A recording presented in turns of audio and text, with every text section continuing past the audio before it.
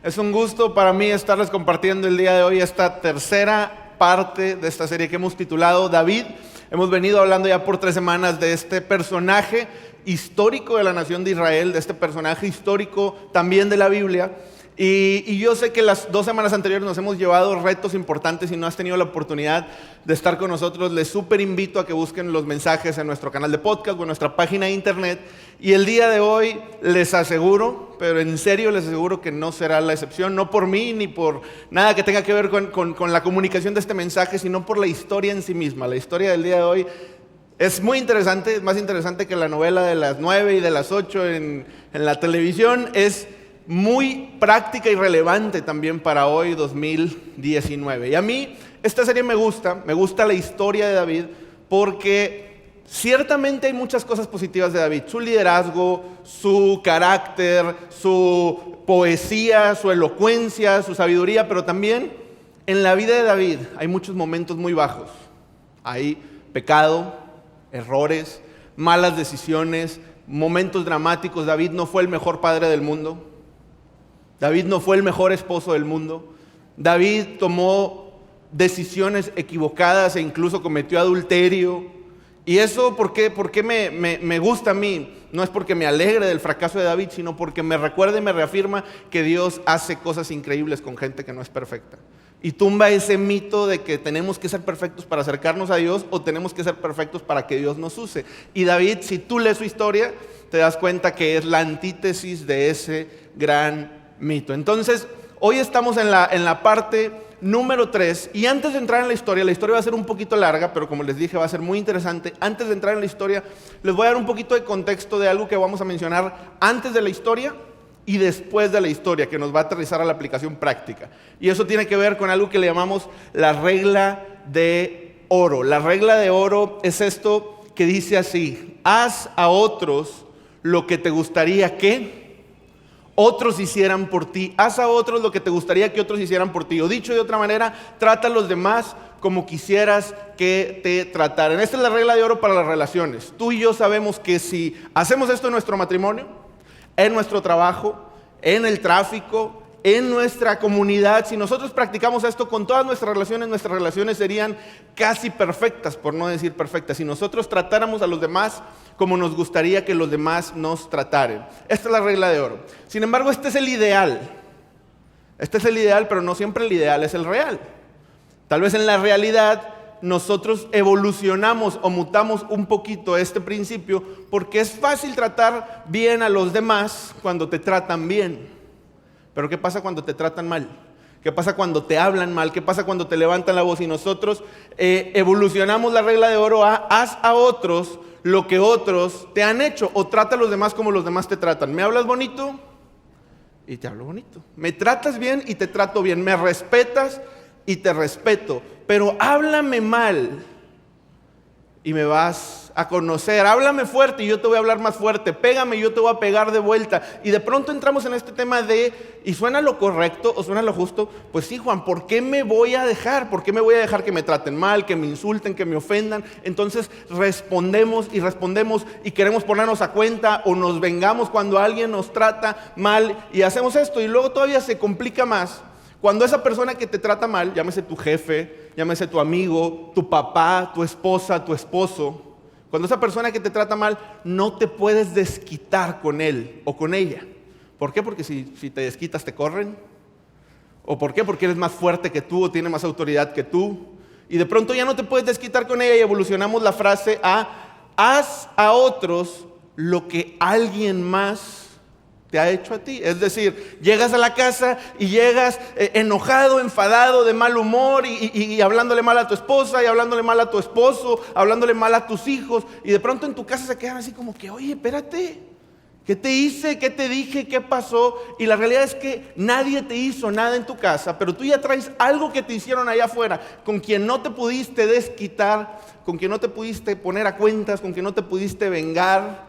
Y con alguien buscamos este saco de box en donde queremos desquitar un poco nuestra ira, nuestro estrés, y eso es algo natural dentro de nosotros, no necesariamente correcto, pero natural dentro de nosotros. No sé si se acuerdan ustedes en el kinder, en la primaria, en la escuela, te pegaba un niño o una niña, ¿y tú qué hacías? Le pegabas de vuelta tal vez, y luego él te volvía a pegar, y tú le pegabas de vuelta y te decían, ya, estamos a mano, ya no me pegues. Y eso es algo que nosotros vemos en nuestras relaciones adultas también. Queremos estar a mano. Si alguien me hace, yo le hago. Si alguien me hace mal, yo también le hago mal. Sin embargo, esto trae un problema detrás. Y el problema de querer quedar a mano, o el problema de querer quedar a cuentas con alguien que te hizo un mal, es que tú estás aquí y de pronto alguien te hace algo que tú consideras que es incorrecto, que está debajo de tus estándares. Y cuando alguien te ofende y hace algo que está bajo tus estándares, tú te tienes que rebajar para ponerte a cuentas con él. Tú te tienes que igualar a esa persona que hizo algo que tú sabías que no estaba correcto. Dicho de otra manera es, el problema de buscar quedar a mano es que quedas a mano con alguien que ni siquiera te cae bien, o con alguien que ni siquiera comparte su forma de ser. Es decir, esto no se va a quedar así. A mí no me gustó lo que me hicieron, y terminas haciendo lo mismo y terminas empatándote en esa misma cosa que tú no te hubiera gustado que te hicieran, y terminas haciendo eso que contradice totalmente la regla de oro. Y aquí con esto es a donde vamos a entrar, o a ir entrando en la vida de David y en la historia que vamos a hablar el día de hoy. Y antes también de entrar en la historia, les voy a poner una imagen en la pantalla que tiene que ver un poco con el tiempo. El tiempo, venimos hablando de David y esperamos que no se vea como una secuencia de la Guerra de las Galaxias, que sí tenga un orden cronológico.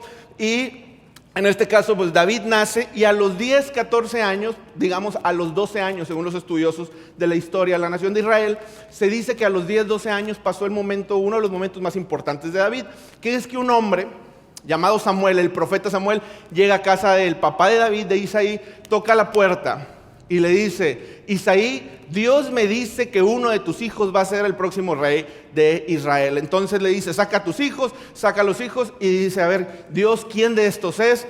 No es ninguno. ¿Tienes otro? Sí, tengo otro, pero ese no es. Bueno, sácalo. Lo saca y Dios dice: este es, y es David. Entonces David, a sus 12 años, llega un hombre de Dios con la mayor autoridad de Israel, un hombre famosísimo en Israel, y le dice: David, tú vas a ser el rey de esta nación. Imagínate que un día llegaran a tu casa alguien y te dijera: a tus 12 años tú vas a ser el próximo presidente de México, y se vaya. Y te quedas así como que, ¿cuándo? ¿Cómo? ¿Dónde? ¿De qué manera? Bueno, así fue con la vida de David. Pasaron algunos años, por ahí de sus 16, 17 años, pasa lo que vemos en la primera parte de esta serie, que les comentaba, que les recomiendo que vayamos al mensaje, a la parte 1 de esta serie. David mata a Goliat. Hemos escuchado esa historia. David hace un acto heroico y se vuelve un héroe nacional. Se vuelve un héroe nacional, se vuelve famosísimo. Siempre vemos a Goliat gigante y a David debilucho, porque sí, David era más pequeño, pero David también era un gran guerrero. De hecho, la Biblia lo describe como un hombre guapo, de buen parecer. Era muy inteligente. Entonces David, a partir de ese momento, se empieza a ganar la fama. Le empiezan a escribir canciones. La gente está enamorada de David, a tal grado que la hija del rey se casa con él. El hijo del rey es su mejor amigo. Todo el mundo quiere conocer a David. Todo el mundo quiere estar con David. El mismo Saúl empieza una amistad muy cercana con David. Sin embargo, esto se empieza a complicar, porque toda la gente empieza a decir: oye, David va a ser el rey, David va a ser el rey, David va a ser el rey. De hecho, el rumor de que en algún momento de su infancia Samuel había dicho que David iba a ser el rey, se corrió por la nación de Israel, y hay muchas cosas que nos dicen que esto sucedió. Entonces Saúl está fúrico y dice: a ver, yo soy el rey. Yo soy el rey, no David. Y cuando yo me muera, mi hijo Jonatán va a ser el rey, no David. Entonces Saúl dice: tengo que matar a David, cueste lo que cueste. Y utiliza todos sus recursos, todos sus ejércitos, todos sus hombres para de alguna u otra manera matar a David. David está sacado de onda. David, de estar en el palacio real, de ser la segunda persona más importante de la nación, empieza a decir: ¿qué está pasando? Se vuelve un fugitivo, comienza a huir de la presencia de Saúl. Y esto sucedió en la semana anterior que vimos este mensaje, en donde David huye, empieza a tomar malas decisiones, engaña al sacerdote, ocasiona una gran matanza y una gran catástrofe a raíz de sus mentiras. Entonces David está en shock, David está anonadado. David huye y se refugia en una cueva que se llama la cueva de Adulam. Y en esta cueva, básicamente, pues imagínense, David: nadie me quiere, todos me odian. Entonces está en la cueva triste, deprimido, y se encuentra que hay más gente deprimida y hay más gente triste, fracasada, vagabundos en esa cueva, cientos de ellos de hecho. Era como un lugar para irte a esconder de tus fracasos. Y David se vuelve el líder de los fracasados de Israel. Y tiene una pandilla, un grupo de más de 400 hombres que comienzan a seguir a David. Siguiente evento, muere Samuel. Samuel, esta persona que le dijo, tú vas a ser el próximo rey de Israel, esa persona que representaba la esperanza de David, la única persona que creía en él, la única persona que confiaba en él, la persona que le había dado una promesa, muere. Entonces David está más triste aún, y aquí inicia nuestra historia. Tú dices, apenas va a empezar la historia, y se pone 1000 veces mejor. Y aquí inicia nuestra historia. Voy a estar leyendo algunos textos y se los voy a estar platicando, y sé que algo muy útil nos vamos a llevar. Primera de Samuel, capítulo 25. Entonces, David está triste, David está deprimido, acaba de morir Samuel, está de mal humor, pudiéramos así decirlo, cuando todo te está saliendo mal, y arranca nuestra historia y dice, había en Maón un hombre muy rico, dueño de 1000 cabras y 3000 ovejas, las cuales esquilaba en Carmel, donde tenía su hacienda. Hoy en día decimos un hombre muy rico, que tiene empresas, que tiene una casa hermosa, que tiene una mansión. Bueno, en esta época tener miles de animales era el sinónimo o el estándar de riqueza. Y continúa y dice, se llamaba Nabal, su esposa Abigail. Y escucha la comparación, dice, Abigail era una mujer bella e inteligente, Nabal, por el contrario, era insolente y de mala conducta. Otras traducciones dicen era necio, muy necio, bruto, de mala conducta, insolente. Y aquí es donde no se vale dar codazos a sus esposos.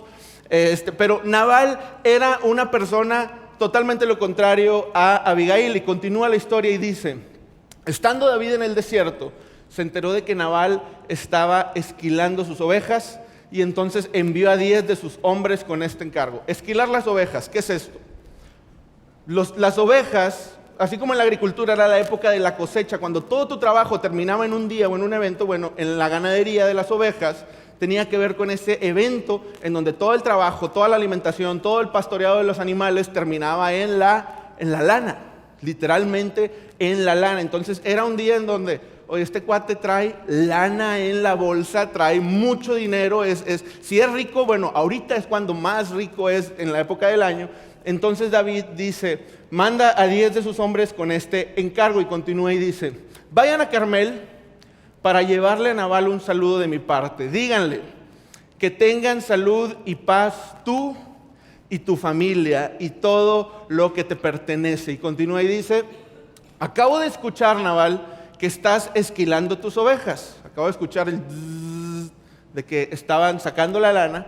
Como has de saber, cuando tus pastores estuvieron con nosotros, jamás los molestamos. En todo el tiempo que se quedaron en Carmel, nunca se les quitó nada. Es más, pregúntales a tus criados y ellos mismos te lo confirmarán. Por tanto, Nabal, te agradecería que recibas bien a mis hombres, pues este día, compadrito Nabal, mi buen amigo Nabal, este día hay que celebrarlo. Prácticamente lo que está diciendo aquí David a Nabal es, a ver, te fue bien, ahorita eres rico y ahora eres más rico, y yo te ayudé porque te pude haber robado, pude haber abusado de mi fuerza con tus hombres que estaban ahí pastoreando y les pude haber quitado todo. Incluso no solamente te puede haber hecho un daño, te protegí de que no te hiciera a alguien más daño y ahora te está yendo bien. Bueno, le dice, dales por favor a tus siervos y a tu hijo David lo que tengas a la mano. Hay otras traducciones que dicen literalmente, como decimos aquí en México, lo que sea de tu corazón dar. Ni siquiera David le dice, te exijo que me des porque te ayudé. No, le dicen buena onda. Casi le dice, por favor, le dice, mira, nosotros te ayudamos, nosotros te protegimos, de hecho, no te hicimos daño. Cuando te dicen no te hice daño, pues tampoco suena tan amable, pero eso es lo que le dice David a Nabal. Y le dice, así que por favor, dale a tus siervos y a tu hijo David lo que tengas a la mano. Cuando los hombres de David llegaron, le dieron a Nabal este mensaje de parte de David, se quedaron esperando la respuesta, se quedaron esperando la retribución del mensaje. Pero Nabal les contestó, ojo con la respuesta de Nabal. Nabal era necio, dice la historia. Nabal les contestó, ¿quién es ese tal David? ¿Quién se cree ese David? ¿Y ese David qué? Y continúa y dice, ¿Quién es ese hijo de Isaí? Hoy en día son muchos los esclavos que se escapan de sus amos. Ojo con esto. Nabal sabía, se había corrido el chisme, de que David era un fugitivo. Y aquí está haciendo referencia a eso. A ver. Yo sé quién es David, pero ahorita es un simple fugitivo. Es un donadie. No tiene autoridad. Ya el respaldo del palacio ya no lo tiene. Dice, hoy en día son muchos los esclavos que se escapan de sus amos. ¿Por qué habría yo de compartir mi pan y mi agua y la carne que he reservado para mis esquiladores con gente que ni siquiera sé de dónde viene? Y entonces, pues prácticamente Nabal les dijo, sáquense, úsele, váyanse, no les vamos a dar nada. Y los hombres de David se dieron la vuelta y regresaron con David. Y dice, cuando llegaron ante él, le comunicaron todo lo que Nabal había dicho. ¿Alguna vez te han platicado lo que alguien dijo de ti? Y fíjate que dijo esto y esto y esto. ¿Y qué más dijo? Y esto y esto. Y le dijeron, sí le dijimos. ¿Y qué te respondió? Y esto y esto y esto. Y mientras le están contando a David, David está, ajá. ¿Y qué más? Que soy un fugitivo, que soy un donadie, que quién soy yo, ajá. Y terminan de contarle y dice, agarren todos sus espadas, cíñanse todos la espada, todos incluso él se la ciñeron. Y esto básicamente significa, vamos a matarlo a él y a todo lo que tenga él. Le pedimos bien y bien nos respondió. Y dicen por ahí que es o por las buenas o por las malas. Entonces continúa y dice que cuando esto sucede, uno de los criados avisó a Abigail, la esposa de Nabal, y David le avisó, David envió desde el desierto unos mensajeros para saludar a nuestro amo, pero él los trató mal. Y continúa y dice, esos hombres se portaron muy bien con nosotros en todo el tiempo que anduvimos con ellos por el campo. Jamás nos molestaron ni nos quitaron nada. Y aquí el siervo está diciendo, aun y cuando lo pudieron haber hecho, porque nosotros somos campesinos y ellos ya eran un ejército, una pandilla de David de más de 400 hombres. Y continúa y dice, no solamente no nos hicieron daño, sino que día y noche nos protegieron mientras cuidábamos los rebaños cerca de ellos, nos protegieron. Piense usted bien, se la dejo de tarea, le dijo el siervo a Abigail, yo nada más te paso el dato, piense usted bien lo que debe de hacer, pues la ruina, y ojo con esta expresión, la ruina está por caer sobre nuestro amo y sobre toda su familia. Esto significa, y sobre todos nosotros, y sobre ti, Abigail. La ruina está por caer. Tiene Nabal tan mal genio que ni hablar se puede con él. Sin perder el tiempo, acuérdense que Abigail era una mujer muy inteligente, y dice, sin perder el tiempo, Abigail reunió, y ojo con este banquete que junta Abigail, dice, Abigail reunió 200 panes, 2 odres de vino. Investigué en equivalencias del Israel antiguo de estos tiempos, ¿cuánto es un odre contra el día de hoy en litros? Son 80 litros, 2 odres de vino son 160 litros de vino, o sea, así es 160, 180 botellas de vino de las que hoy conocemos en día. 5 ovejas asadas, pues una oveja pesa, y pesa bastante. 5 ovejas asadas, continúa y dice, 35 litros de trigo tostado, 100 tortas o panes de uvas pasas, pan dulce, y 200 tortas de higo. Y continúa y dice, después de cargarlo todo sobre sus asnos, yo pensaría que necesitara un camión refrigerado para llevar todo ese banquete que le lleva a David, les dijo a sus criados, adelántense que yo les sigo. Abigail tenía autoridad, tenía liderazgo, aparte dinero, y aparte tenía criados, tenía muchos recursos, y ojo con su inteligencia aparte. Pero a Nabal, su esposo, no le dijo nada de esto. Abigail sabía que es mejor pedir perdón que pedir permiso. Entonces sigue la historia y dice, montada en un asno, Abigail bajaba por la ladera del monte cuando vio que David y sus hombres venían en la dirección opuesta. Y algo que no vamos a leer, pero entre este texto y el siguiente dice que mientras David iba bajando, David iba echando pestes. David iba diciendo, de nada sirvió ayudar a este hombre, de nada sirvió haberlo tratado bien, de nada sirvió haberlo protegido, porque ahora él me está pagando mal por bien. Y continúa y dice en el siguiente texto, cuando Abigail vio a David, se bajó rápidamente del asno y se inclinó ante él, postrándose rostro en tierra. Y aquí hacemos una pequeña pausa. ¿Sabes? Abigail tenía dinero, como dijimos hace un momento. Abigail era rica. tenía influencia, tenía personas a su cargo. Y David en ese momento pues era un donadie, era un fugitivo de alguna manera. Entonces, ¿por qué Abigail se habría de postrar en tierra ante este hombre que en ese momento no tiene un puesto o una autoridad? Abigail se humilla delante de él. Y algo que va a suceder en el diálogo que van a tener Abigail y David es que Abigail, muy inteligente, empieza a hablarle a David no por quién es él ahorita, sino que Abigail empieza a hablar a David por lo que él va a hacer o por lo que él puede ser. Abigail empieza a hablar al potencial de David. Mujeres, digo también los hombres, pero mujeres, si ustedes le hablan al potencial de un hombre, grandes cosas suceden. Es como un truco Jedi en donde puedes jugar con su mente. Es como si tú le dices a tu esposo: amor, eres tan fuerte y tan musculoso que sé que pudiera sacar la basura hasta con un dedo. Y tu esposo dice: siento que me está manipulando, pero tiene razón. Y se lleva la basura con un dedo. Entonces Abigail era inteligente y Abigail sabía demasiado esto. Entonces continúa y ojo con lo que le dice. Y le dice: Señor mío, yo tengo la culpa. Deje que esta sierva suya le hable. Le ruego que me escuche.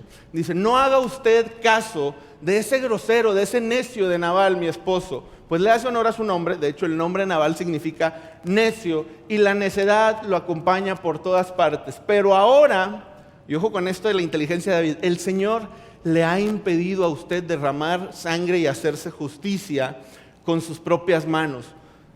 No le ha impedido nada, pero Abigail le está diciendo: no lo vas a hacer, no lo vas a hacer, no lo vas a hacer, no lo vas a hacer.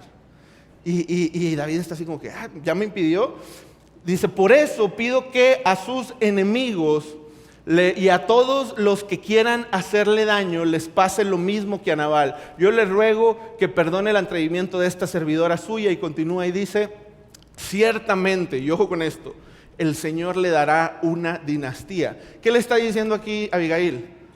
David, tú vas a ser el rey. Yo sé, y el chisme de lo que había dicho Samuel hace años en su casa cuando él era un niño, mucha gente lo sabía. David, yo sé que el Señor te va a dar una dinastía que se mantendrá firme y nunca nadie podrá hacerle daño a usted, pues usted pelea las batallas del Señor. Abigail le está diciendo: David, tú eres un hombre de Dios, tú eres un hombre de Dios, tú vas a ser el rey. Así que cuando el Señor le haya hecho todo el bien que le ha prometido y lo haya establecido como jefe de Israel o como rey de Israel, entonces Abigail le está visionando a David: David, tú eres un hombre de Dios, tú eres un hombre que tiene temor de Dios y que Dios te ha hecho una promesa. Y cuando esa promesa suceda y continúa, dice: no tendrá usted que sufrir la pena y el remordimiento de haberse vengado por sí mismo, ni de haber derramado sangre inocente. Y esto, hacemos un paréntesis aquí. ¿Qué significa esto? No tendrá usted que sufrir la pena y el remordimiento. Le dice Abigail a David: va a llegar un día en donde tú vas a ser el rey, y en ese día te vas a acordar que hoy hiciste lo correcto. Ese día te vas a acordar que hoy no tendrás que contar una historia en donde dudaste de la mano de Dios detrás de ti. De hecho, lo pudiéramos poner con esta pregunta: ¿qué historia quieres contar cuando tus decisiones se convertirán solo en una historia que contar? Tú y yo estamos en decisiones todos los días, y alguien probablemente nos ha tratado mal, nos ha ofendido, nos ha hecho daño, nos ha tal vez defraudado financieramente, tema de negocios, tema de adulterio, y tú probablemente te arde la sangre y dices: me la van a pagar, y empiezas a maquilar en tu mente qué hacer. Así como David dijo: agarran la espada. Y Abigail le dice: a ver David, ¿qué historia quieres contar mañana? ¿Me vengué? ¿Me puse a cuentas? ¿No se salió con la suya? Porque sabes, la venganza nunca es buena, mata el alba y la envenena, dijo el chavo. Pero la venganza se siente bien por unos segundos y luego se siente pésimo, se siente una carga. Y Abigail le dice: David, no vas a cargar con esa carga, porque hoy te estás librando de cargar con esa carga el día de mañana, de que tú te vengaste por tus propias manos. Y David está anonadado. David está diciendo: ¿qué onda con esta mujer? ¿Qué onda con todo esto que me está diciendo? Entonces David le contesta a Abigail: bendito sea Dios, bendito sea el Señor, Dios de Israel, que te ha enviado a mi encuentro. Abigail, me salvaste. me salvaste. Yo iba a matar, de hecho lo dice en uno de los textos, iba a matar a todo lo que tuviera alrededor Nabal, su familia, criados, niños, mujeres, animales, todo. Gracias Abigail, bendito sea el Señor Dios de Israel que te ha enviado hoy a mi encuentro, y bendita seas tú por tu buen juicio, pues me has impedido derramar sangre y vengarme de mis propias manos. Wow, con Abigail. Y aquí pensaríamos que la historia cierra, o que la historia se termina, pero no, queda este último pedazo súper interesante. Entonces continúa la historia y dice: dicho esto, David aceptó todo el banquete que le trajo y le dijo: vuelve tranquila a tu casa, como puedes ver, te he hecho caso, te concedo todo lo que me has pedido. Entonces dice que Abigail llegó a su casa, y cuando llegó a su casa, Nabal, su esposo, estaba dando un regio banquete. Regio, esa era de Monterrey. Era un regio banquete, había caguamas, ribeyes, charrones, y lo dice porque dice que se encontraba alegre y muy borracho. O sea, sí había fiesta. Y de hecho, banquete, y hay otras traducciones que lo dejan más claro, significa amigos, gente, cena. Imagínense, no era la quincena, era la época del año con más dinero. ¿Y qué haces cuando más dinero traes? Carne asada. Entonces, Nabal hizo un fiestón, estaba contento, estaba alegre, tenía dinero en sus bolsas, invitó a todos sus amigos, y Abigail era tan inteligente, mujeres, tomen nota, que dice que así que ella no le dijo nada hasta el día siguiente. Si su esposo hizo algo malo y está en una fiesta con sus amigos, espérense al día siguiente, no lo molesten ahí enfrente de todos. Entonces, Abigail dice: ahorita no es momento, me espero al día siguiente, y continúa y dice: por la mañana, no solamente por la mañana, sino cuando a Nabal ya se le había pasado la borrachera, su esposa le contó lo sucedido. Y aquí no nos da el detalle de cómo se lo contó, pero ante el contexto fue una conversación así como: Nabal, lo que hiciste fue una tontería. Nabal, nos pusiste en riesgo a mí y a todos. Nabal, casi nos matan. ¿Sabes? Tuve que juntar todo esto, tuve que ir en burros, tuve que ir ante David. David venía con 400 hombres. ¿Sabes lo que son 400 hombres? Nos iban a matar a todos por tu necedad. Por eso se esperó no en la carne asada, ¿verdad?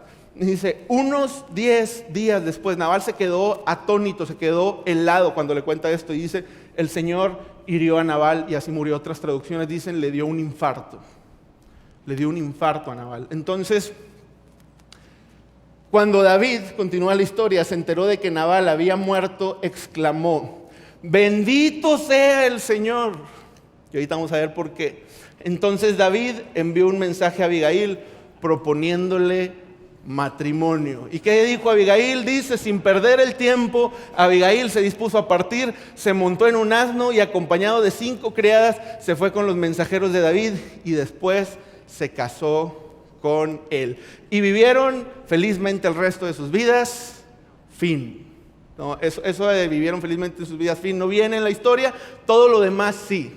Punto por punto, coma por coma, nada está inventado. Pueden ir a la historia, de hecho, hay todavía más detalles que la vuelven más dramática. Pero no tanto que vivieron felizmente por el resto de sus vidas. David, como quiera, siguió cometiendo algunas buenas y muy malas decisiones también.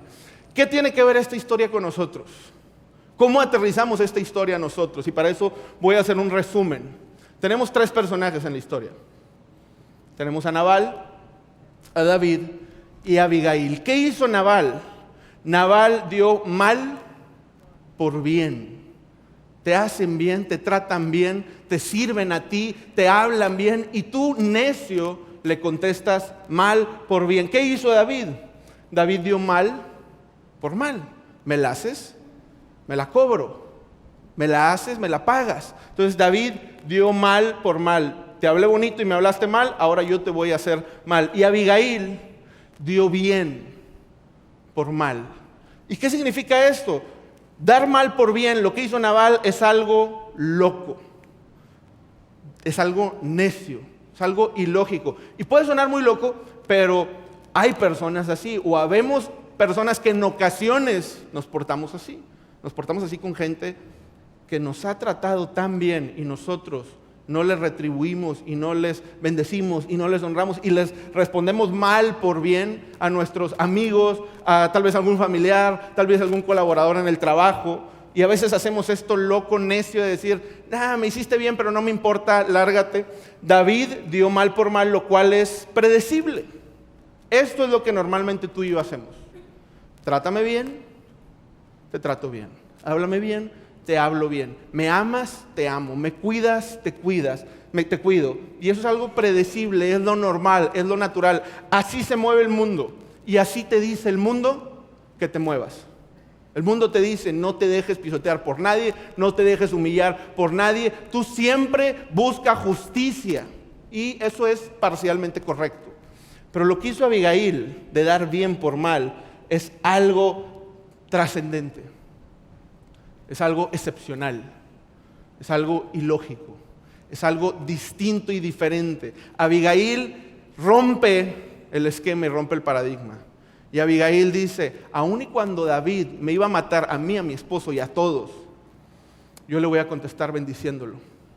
Yo le voy a contestar impidiéndolo que él cometa un error. Yo le voy a contestar con una ofrenda. Yo le voy a contestar visionándolo y dándole palabras de aliento. Abigail dio bien por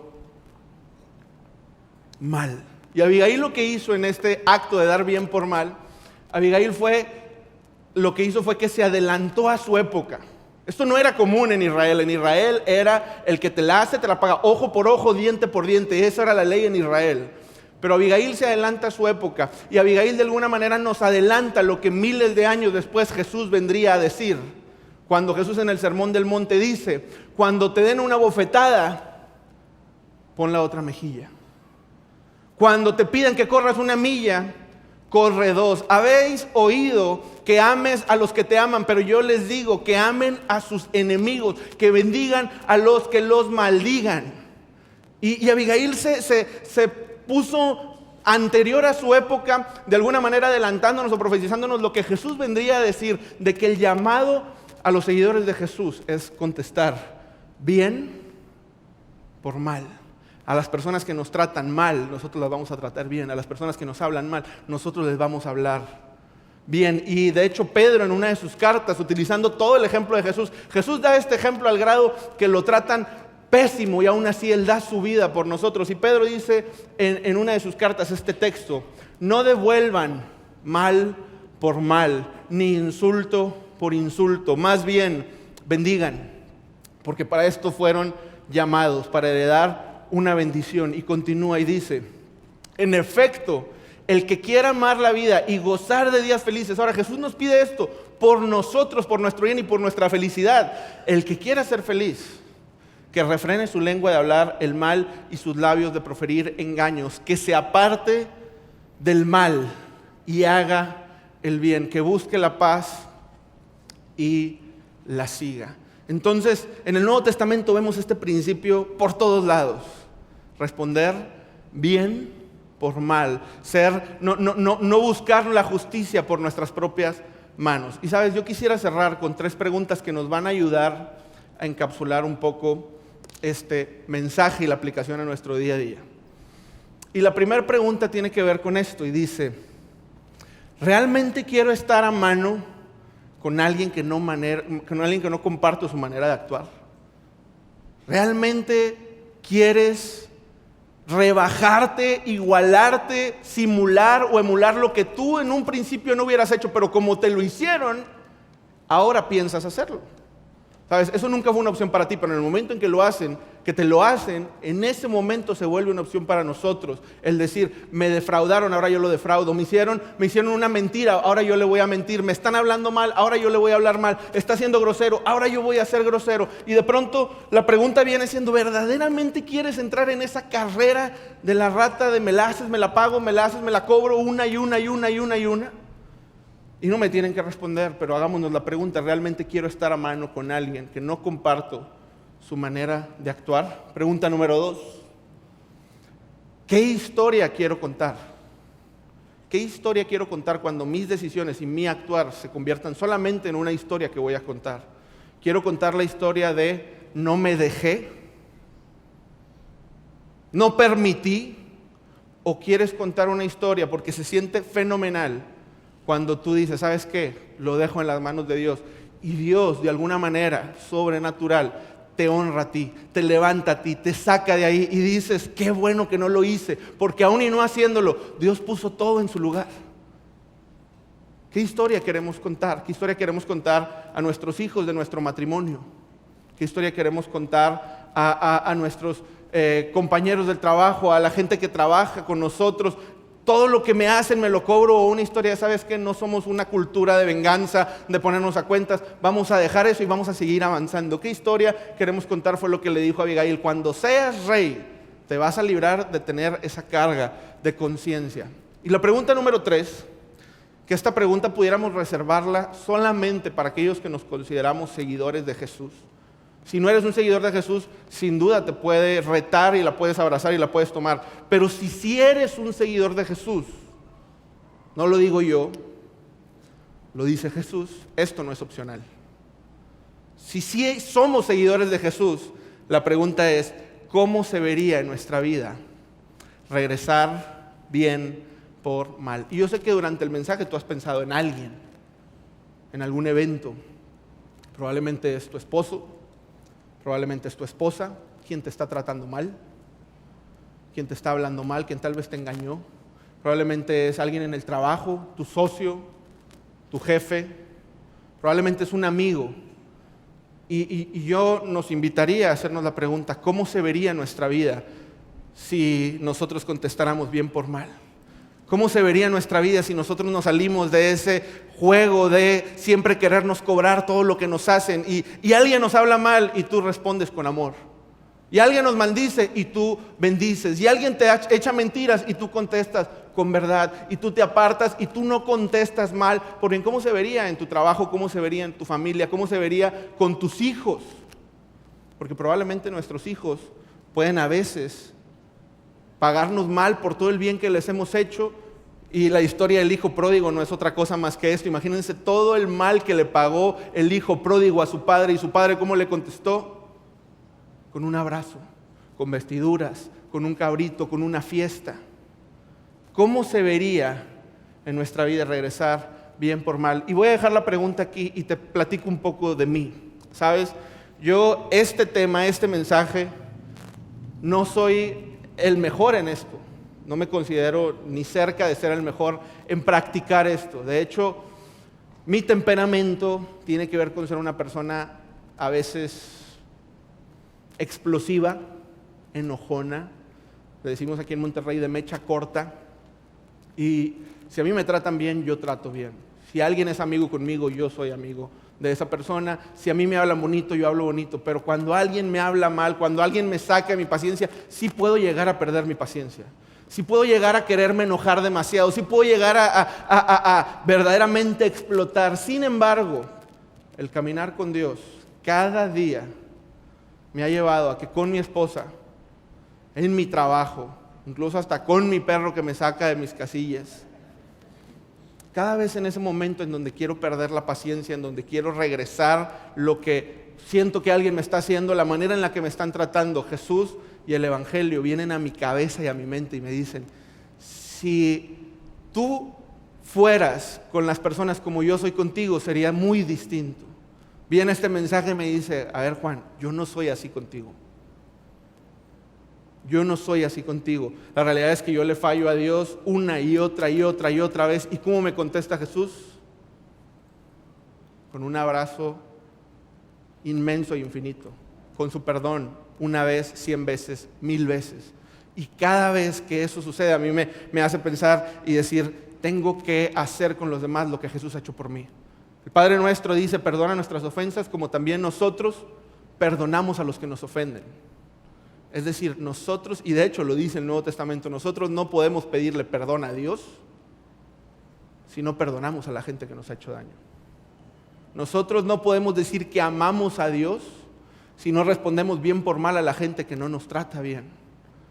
Entonces, ¿cómo se vería en nuestra vida tratar bien con mal? Y este principio de pagar bien con mal significa esto: haz por otros precisamente lo que no se merecen que hagas. Haz por otros precisamente lo que no se merecen que hagas por ellos, como lo hizo tu Padre Celestial contigo y conmigo. tratemos a los demás no por lo que se merecen. Tratemos a los demás no por lo que son.